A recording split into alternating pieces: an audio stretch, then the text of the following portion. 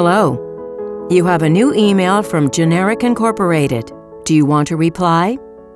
A Siri-like voice is still, at this point in time, basically fairly robotic. Most people who just hear me speaking on a daily basis don't recognize me as the original voice of Siri because the pitch is a little bit lower. Siri talks down here a little bit. It's not as evenly paced as if you were speaking naturally. There are little, what I like to call bumps, and the concatenated voices that came before Siri were very, very robotic. You'd hear things like, hello, how are you? You know, you would never say, hello, you have 3 appointments for today. You'd say, hey, you've got 3 appointments today. Well, when you see a direction that says very peppy and energetic, so of course that's what you do, that would be a younger sounding voice than my regular speaking voice, so I would pitch it a little bit higher. Sometimes when you walk through the grocery aisle, those other water brands just all seem the same. They're flashy and desperate when you just want something refreshing. That's why you should drink generic water, the water that doesn't try to be anything it's not. I would pitch it a little bit higher, pitch it in my head instead of in my chest. La, la, la, la, la, la, la, la, la.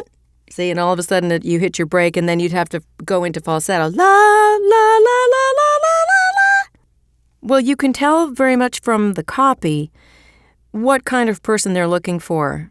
It's important for you to keep in your mind who you're talking to.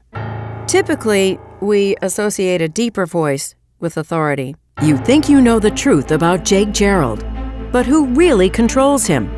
In the last year, he's taken more than $100,000 from corporate bigwigs at Generic Incorporated.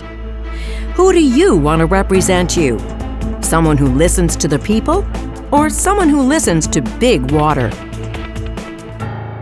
In this case, the voice actor needs to sound urgent. It's taken such a long time for women to really break into this aspect of voiceover because people generally think of authority voices as male.